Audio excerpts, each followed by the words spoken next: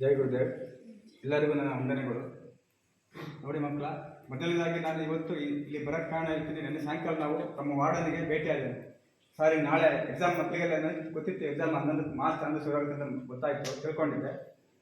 ಸರಿ ನಿಮ್ಮ ಸರ್ನ ಕಳಿಸ್ಬಿಟ್ಟು, ಸರ್ ನಾಳೆ ನಿಮ್ಮ ಹಾಸ್ಟೆಲ್ ಬರಬೇಕು, ಇನ್ನೊಂದ್ಸಲ ಧ್ಯಾನ ಕೊಡಬೇಕು ಅಂತ ಅಂದ್ಕೊಂಡಿದ್ದೀವಿ. ಯಾಕಂದರೆ ಎಕ್ಸಾಮ್ ಆಗ್ತಾ ಹೋಗ್ತದೆ, ಮಕ್ಕಳಿಗೆ ತುಂಬ ಅನುಕೂಲ ಆಗ್ತಿದೆ ಅಂತ ರಾತ್ರಿ ಕೇಳ್ಕೊಂಡಾಗ ನಿಮ್ಮ ಸರ್, ಆಯ್ತು ಸರ್ ನಾನು ಬರ್ತೀನಿ, ನಾನು ಹೋಗ್ಬೇಕು, ನನಗೂ ಕರೀರಿ, ನಾನು ತಿಳ್ಕೊಂಡು ಅಂತ ನಿಮ್ಮ ವಾರ್ಡನ್ ಸರ್ ಕೇಳಿಕೆ ಆಯಿತು ಅಂತ ಒಪ್ಕೊಂಡ್ಮೇಲೆ ನಾನು ಬೆಳಗ್ಗೆ ನಮ್ಮ ಈ ಚಂದ್ರಶೇಖರ್ ಸರ್ನ ಫೋನ್ ಮಾಡಿದೆ. ಸರ್ ಈಗ ಇವತ್ತು ಅಲ್ಲಿ ಹೋಗ್ಬರೋಣ, ಇವತ್ತೊಂದು ದಿನ ಎಕ್ಸಾಮ್ ಇದೆ ಅಂತ ಹತ್ರ ಆ ಮಕ್ಕಳಿಗೆ ಒಳ್ಳೆಯದಾಗಿ ಅನುಕೂಲ ಕೇಳ್ಕೊಂಡಾಗ ನಾವೆಲ್ಲ ಇವತ್ತು ಬಂದು ಇವತ್ತು ತಮ್ಮ ಧ್ಯಾನ ಹೇಳ್ಕೊಡ್ತಿದ್ದ. ಎಲ್ಲಕ್ಕಿಂತ ಮೊದಲನೇದಾಗಿ ಚಂದ್ರಶೇಖರ್ ಸರ್ಗೆ ನಿಮ್ಮಿಂದ ಒಂದು ಫಸ್ಟ್ ಅವರಿಗೆ ಸ್ವಾಗತನ ಬಯಸ್ತಾ ಇದ್ದೀನಿ ಮೊದಲನೇದಾಗಿ. ಯಾಕಂದರೆ ಅವರು ಸ್ವಂತವಾಗಿ ಒಂದೇ ಹಾಸ್ಟೆಲ್ ಅಲ್ಲ ಮಕ್ಕಳ, ಪ್ರತಿಯೊಂದು ಕಲಿಕೆ ತಾಲೂಕು ಪ್ರತಿಯೊಂದು ಹಾಸ್ಟೆಲ್ಗೂ ಇವರು ಮತ್ತೆ ಕಿರಣ್ ಅಂತ ಹೇಳಿದ್ರೆ ದರ್ಶನ್ ಕಿರಣ್ ದರ್ಶನ್ ಇವರಿಬ್ಬರು ಸಹ ಪ್ರತಿಯೊಂದು ಈ ತರೀಕೆರೆ ತಾಲೂಕು ಪ್ರತಿಯೊಂದು ಹಾಸ್ಟೆಲ್, ಸ್ಕೂಲು, ಕಾಲೇಜು, ಸರ್ಕಾರಿ ಕಚೇರಿ ಸ್ವಂತ ಓನ್ ಖರ್ಚಿಂದ ಯಾವುದೇ ಯಾರ ಏನು ಎಕ್ಸ್ಪೆಕ್ಟ್ ಮಾಡಲ್ಲ. ಸ್ವಂತ ಗಾಡಿ ತೊಗೊಂಡು ಪೆಟ್ರೋಲ್ ಟೈಮ್ ಸೆನ್ಸ್ ಇಲ್ಲ, ಯಾವ ಟೈಮ್ ಆಗಲಿ, ಊಟದ ಟೈಮ್ ಇರಲಿ, ಏನು ಟೈಮ್ ಇರಲಿ, ಅವರು ತಮ್ಮ ಸ್ವಂತ ಇಡೀ ಜೀವನವನ್ನೇ ಇದಕ್ಕೆ ಧ್ಯಾನಕ್ಕೋಸ್ಕರ ಮುಡುಪಾಗಿಟ್ಟು. ಯಾಕಂದರೆ ಯಾರು ಇವತ್ತಿನ ಕಾಲದಲ್ಲಿ ಸಮಾಜ ಕೆಲಸ ಮಾಡೋದು ಭಾಳ ಕಡಿಮೆ, ಹೇಳೋದೊಂದು ಮಾಡ್ತಾರೆ, ಮಾಡೋದೊಂದು ಮಾಡ್ತಾ ಇರ್ತಾರೆ. ಆದರೆ ಈ ಧ್ಯಾನ ಗುರುಗಳು ಸೇವೆ ಮಾಡ್ಬೇಕಂದ್ರೆ ಎಲ್ಲರಿಗೂ ಭಾಗ್ಯ ಸಿಕ್ಕಲ್ಲ.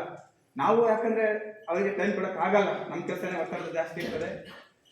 ಅವ್ರು ಕೆಲವೊಂದು ಟೈಮ್ ಹಿಂದೆಲ್ಲ ಸೇರ್ತಾ ಇದ್ವಿ, ಈಗ ಸೇರಕ್ಕೆ ಆಗ್ತಾ ಇಲ್ಲ, ಜೊತೆ ಹೋಗ್ಲಿಕ್ಕೆ ಆಗ್ತಾ ಇಲ್ಲ, ಯಾಕಂದರೆ ಕೆಲಸ ಒತ್ತಡ ಜಾಸ್ತಿ ಇರುತ್ತೆ.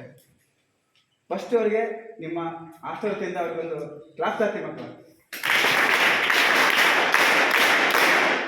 ಅದೇ ರೀತಿ ಕಾರ್ಯಕ್ರಮ ನಡೆಯೋಕ್ಕೆ ನಿಮ್ಮ ವಾರ್ಡನ್ ಸರ್ ಇವತ್ತು ನಿಮಗೆ ಅನುಕೂಲ ಮಾಡಿಕೊಟ್ಟಿದ್ದಾರೆ, ಅವ್ರಿಗೊಂದು ಸ್ವಾಗತ ಹಾಕಿ, ಅವ್ರಿಗೊಂದು ಕ್ಲಾಸ್ ಹಾಕಿ. ಹಾಗೆ ಈಗ ಯಾವಾಗಲೇ ಕೇಳಿದ್ರೆ ವಕೀಲ್ ಸರ್ ಬಂದು ಅವ್ರು ಇಲ್ಲಿ ನೇರಕ್ಕೆ ಅಂತ ಗೊತ್ತಾ, ಲಾಸ್ಟ್ ಟೈಮ್ ಅವ್ರು ಬಂದಿದ್ರು, ಅವರು ಬಂದು ತಮ್ಮ ಅನುಭವ ಅನಿಸ್ಕೊಂಡ್ರು, ಮತ್ತು ಅವ್ರು ಆಗಿದ್ದನ್ನ ಹೇಳ್ಕೊಂಡ್ರು. ಅವ್ರಿಗೊಂದು ತಮ್ಮ ಆಶ್ರಯದಿಂದ ಒಂದು ಸ್ವಾಗತ ಬಯಸಿದೆ. ಜೈ ಗುರುದೇವ್. ನೋಡಿ ಮಕ್ಕಳ, ನಾನು ಈ ಧ್ಯಾನ ಶುರು ಮಾಡಿ ಇದು 13ನೇ ವರ್ಷ ಆಗಿದೆ. 2011ನೇ ಇಸ್ವಿಯಲ್ಲಿ ನನಗೊಂದು ಕಾರ್ಡ್ ಸಿಕ್ತು, ಗುರುಗಳದು ಕಾರ್ಡ್ ಸಿಕ್ತು. ನಾನೇನೋ ನಿಮಗೆ ನಿಮ್ಮ ಥರ ಕಾರ್ಡ್ ನೋಡಿದೆ, ಏನೇ ಇರ್ಬೇಕಂತ ಸುಮ್ಮನೆ ಜೋರು ಇಟ್ಕೊಂಬಿಟ್ಟೆ. ಅದ್ರ ಬಗ್ಗೆ ನಾನು ಡೀಪಾಗಿ ನಾನು ಅದ್ರ ಹೋಗಲಿಲ್ಲ. ಯಾವುದೋ ಕಾರಣಕ್ಕೆ ಬಂದು ನಾನು ಶಿವಮೊಗ್ಗ ಬಂದಾಗ ಇವ್ರು ಸರ್ ಹೇಳ್ತಾ ಇದ್ರು, ಶಿವಮೊಗ್ಗ ಧ್ಯಾನ ಕೇಂದ್ರ ಇದೆ, ಒಂದ್ಸಲ ಬಂದೋಗಿ ಅಂತ ಹೇಳಿ. ಆದರೆ ನಮಗೆ ಗುರುಗಳು ಆಜ್ಞೆ ಆಗಿರಲಿಲ್ಲ, ಕಾರ್ಡ್ ಸಿಕ್ತಷ್ಟೇ. ನಾವು ಅಲ್ಲಿ ಹೋಗ್ಬೇಕಂದ್ರೆ ನಮ್ಮ ಟೈಮ್ ಚೆನ್ನಾಗಿರ್ಬೇಕು. ನಾನು ಯಾವತ್ತೋ ಒಂದು ಶಿವಮೊಗ್ಗ ಬಂದಾಗ ಬೈ ಮಿಸ್ಟೇಕ್ ಆಗಿ ಧ್ಯಾನ ಕೇಂದ್ರಕ್ಕೆ ಹೋದೆ. ಧ್ಯಾನ ಕೇಂದ್ರ ಶಿವಮೊಗ್ಗದಲ್ಲಿ ರಾಮಚಂದ್ರ ಬಾಗ್ ಬರ್ತಾರೆ ಪಕ್ಕ ಇತ್ತು ಮುಂಚೆ. ಅಲ್ಲಿ ಹೋಗಿ ನಾನು ಇದೇ ರೀತಿ ಜನಗಳೆಲ್ಲ ಬಂದ್ಬಿಟ್ಟು ಧ್ಯಾನ ಕೇಳ್ಕೊಂಡು ಹೋಗ್ತಾ ಇದ್ರು. ನಾನು ಹೋಗಿ ಕುತ್ಕೊಂಡೆ ಕೆಳಗಡೆ. ಇದೇ ರೀತಿ ಟಿವಿಲಿ ಗುರುಗಳ ವಾಯ್ಸ್ ಬರ್ತಾ ಇತ್ತು, ಇದೇ ಗುರುಗಳದು. ಕುತ್ಕೊಂಡೆ ಧ್ಯಾನದಲ್ಲಿ ಮಕ್ಕಳ 15 ದಿನ ಧ್ಯಾನ ಮಾಡಿದೆ. ಆ ಧ್ಯಾನ ಮಾಡಿದಾಗ ನನಗೆ ಜೀವನದಲ್ಲಿ ಒಂದು ಒಳ್ಳೆ ಅವತ್ತು ಅನುಭವ ಆಯಿತು. ಅದು ಅಂತಿಂತ ಅನುಭವ ಅಂದರೆ ಭಾಳ ಒಳ್ಳೆ ಅನುಭವ ಆಯಿತು.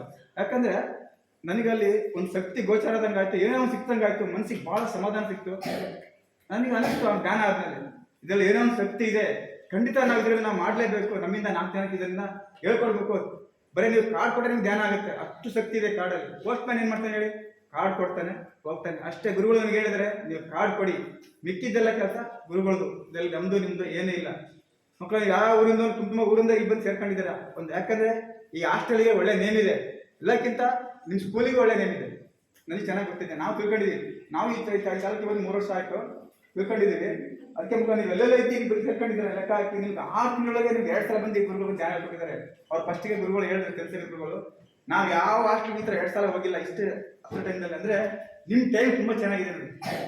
ನಾವು ಯಾವ ಸ್ಕೂಲಿಗೂ ಸರ್ ಇವ್ರು ಹೋಗಿಲ್ಲ, 2 ಸಲ ಹೋಗಿಲ್ಲ, ನಿಮಗೆ 2 ಸಲ ಬಂದರೆ ಲೆಕ್ಕ ಹಾಕಿ ನಿಮ್ಮ ಪುಣ್ಯ ತುಂಬ ಚೆನ್ನಾಗಿದೆ ಮಕ್ಕಳ.